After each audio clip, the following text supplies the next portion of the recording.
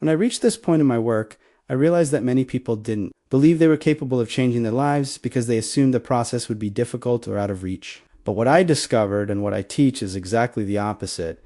Your mind already has everything it needs. What's missing is training. And like any good training, it begins with something simple, repeated with intention. In this part of the book, I teach a very simple yet powerful exercise.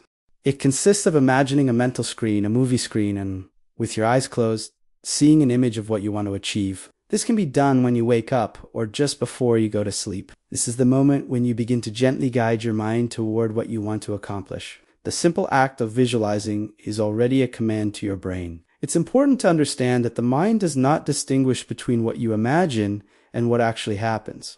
That's why training your mind with positive, constructive, and detailed mental images is like preparing the soil so your reality can shift. You plant a clear idea, and the subconscious mind begins working to make it real. But pay attention, this is not magic.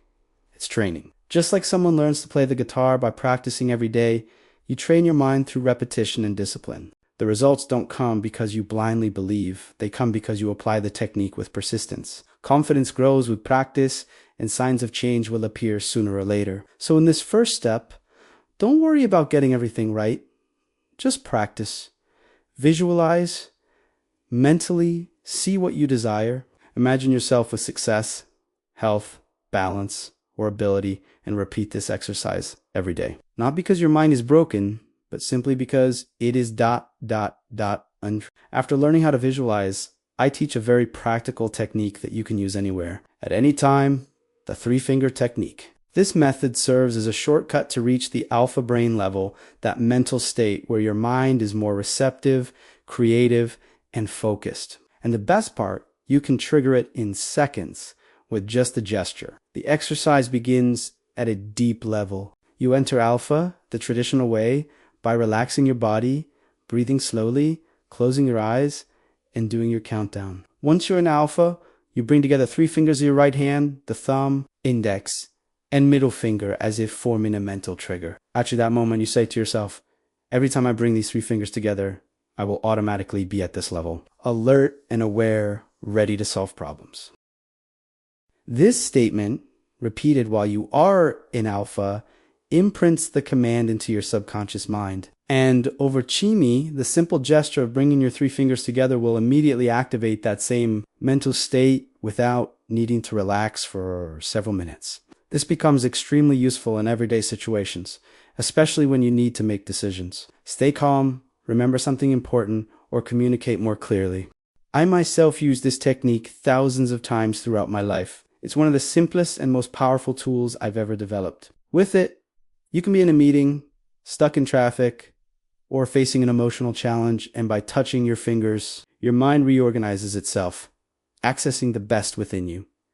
The alpha state becomes portable. But remember, for it to work, training is essential. In the first days, practice as often as you can.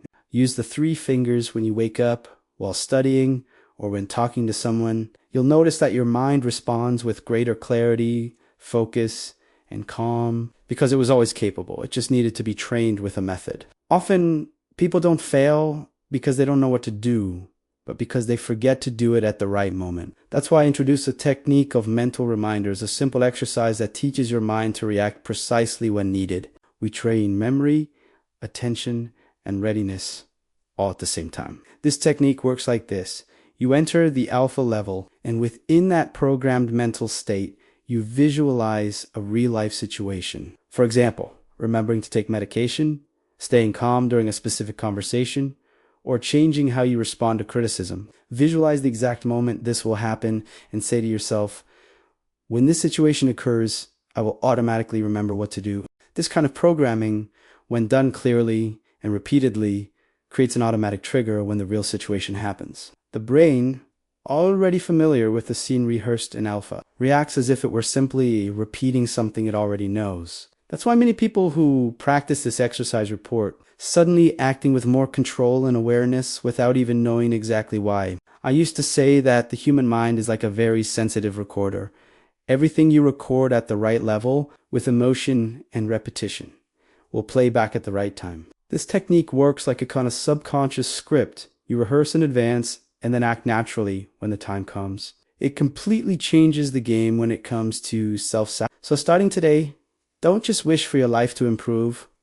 Program your mind. Teach it what you want it to do. It will learn. After all, it's not that you can't do it, it's just that you haven't shown your mind the right path yet. And that's exactly what the method teaches, step by step. One of the most common problems people have reported to me over the years is memory loss. But in truth, the mind doesn't forget easily, it simply hasn't been trained to remember efficiently. That's why I included a powerful technique in the method, based on visual association and the use of the alpha state, the object memorization exercise.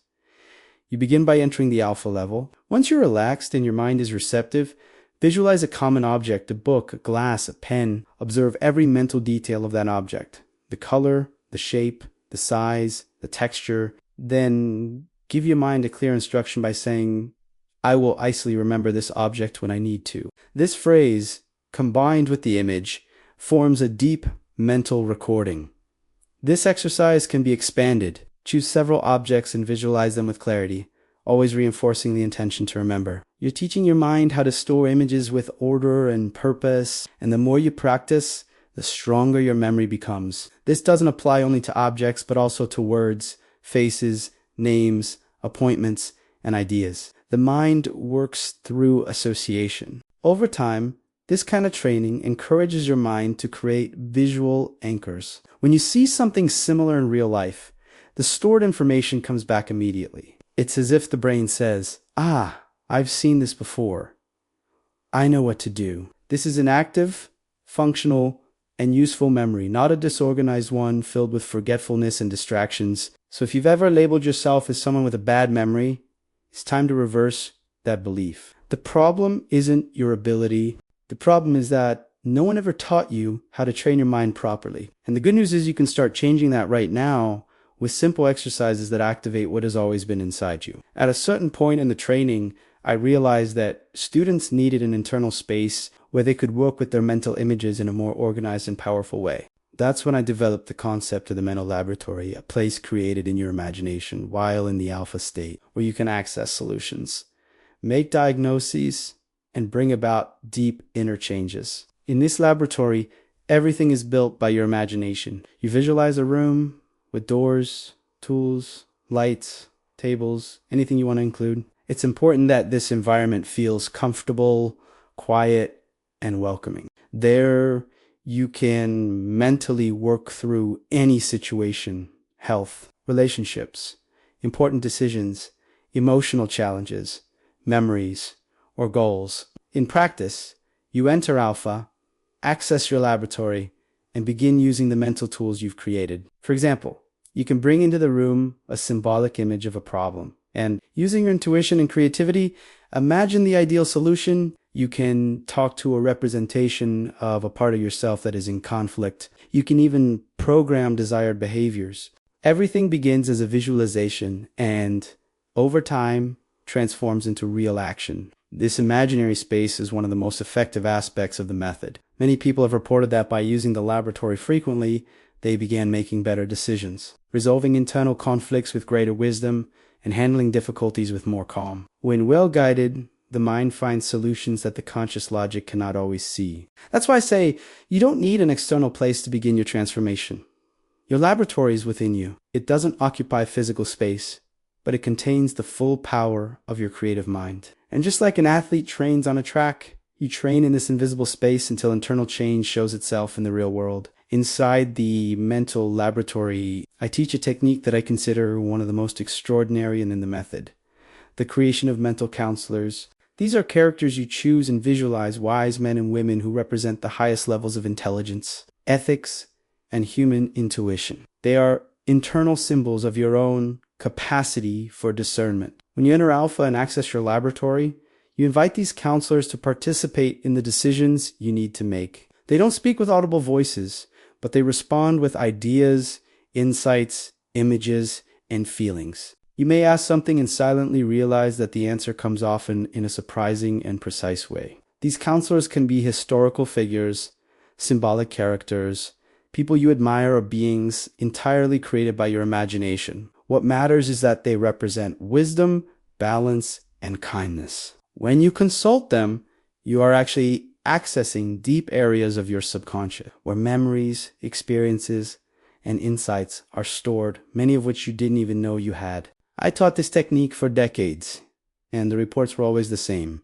It works. People made important decisions, found peace in emotional conflicts, and changed the direction of their lives because they trusted the inner wisdom symbolized by these counselors. When respected and trained, the mind provides answers that ordinary reasoning cannot reach. So, if you've ever doubted your own intuition, it's time to start listening carefully. Your counselors are not magical beings. They are elevated parts of yourself. They've simply been silent because you hadn't called on them yet. Now, with training and intention, you can bring them into your life and use them as guides for more conscious decisions. As I developed the method, I realized that one of the noblest uses of a trained mind was its power to support healing physical, emotional, and spiritual. When placed in the alpha state, the mind has the ability to positively influence the body, and this is not just theory, it's practical. And more than that, you can also help others through mental techniques in an ethical and silent way. In the deep level,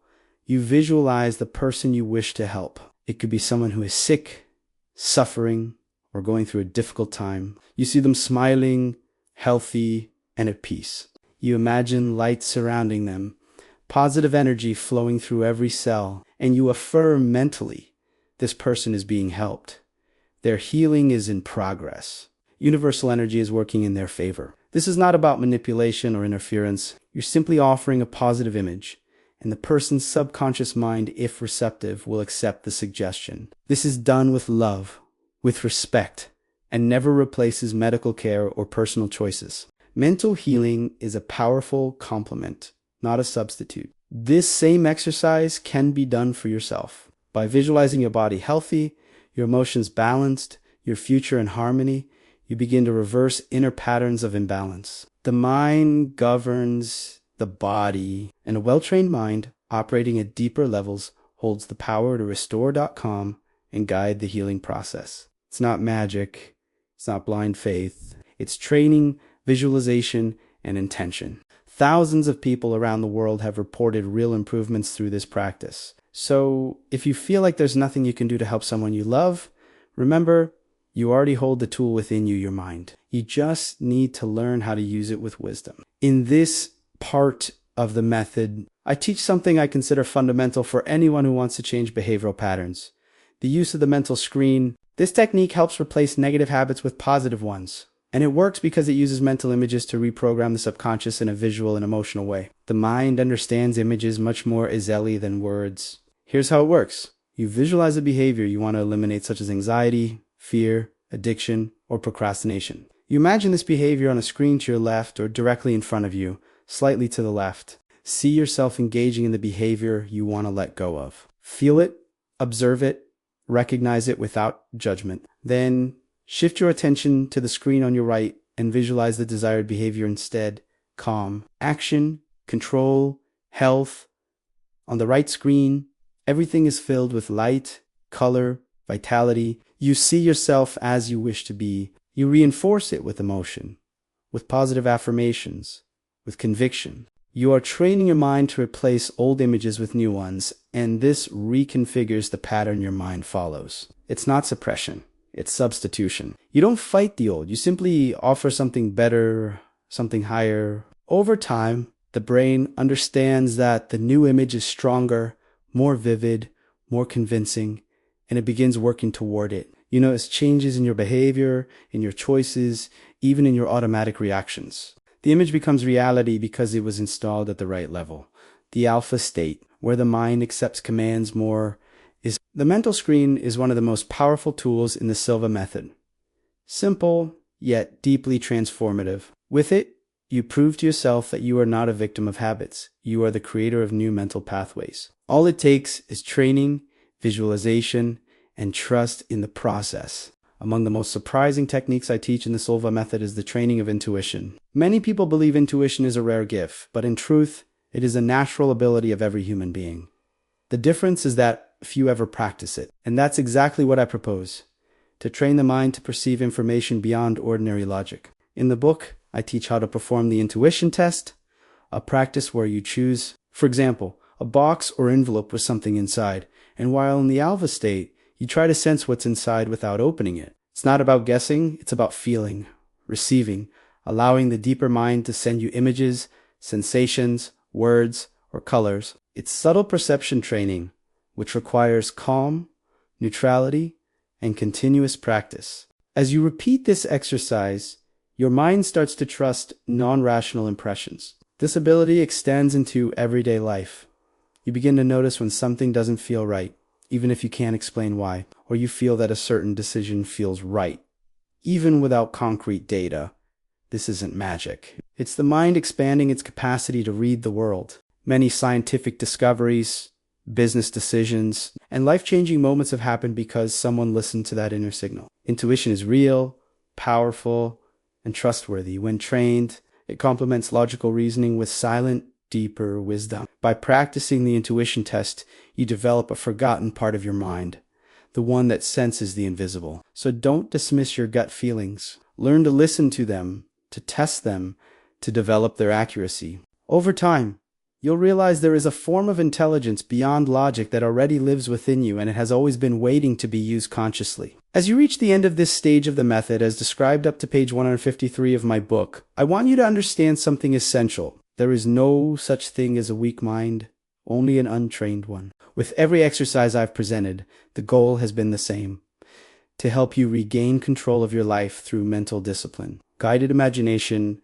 and conscious practice. You've learned how to reach the alpha state, how to use the 3 fingers as a mental shortcut, how to set reminders, how to strengthen memory, and how to use images to replace behaviors. You've created an internal laboratory, shaped your intuition, and discovered that you can help both yourself and others. And all of this with simple tools based on observation, repetition, and clear intention. By applying these techniques consistently, you begin to notice changes that feel natural, more focus, more balance, more presence. It's like tuning an instrument that has always been powerful, but was out of alignment. The mind, when guided with love, firmness, and method, becomes your greatest ally. You stop reacting and start choosing. You stop sabotaging yourself and begin to support yourself. Don't worry if it feels difficult at first. Don't get discouraged if there are days when you feel no progress. The mind responds to habits, and everything you repeat with awareness becomes part of your belief system. The techniques I've shared so far are seeds. Plant them with patience, water them with faith, and you will see the fruits sooner or later. I'll end by saying what I always told my students: you are already capable. You just need to prove it to yourself. And with the Silva method of mind control, you have a clear, structured, and deeply human path to do exactly that, to train your mind so you can finally live the life you deserve.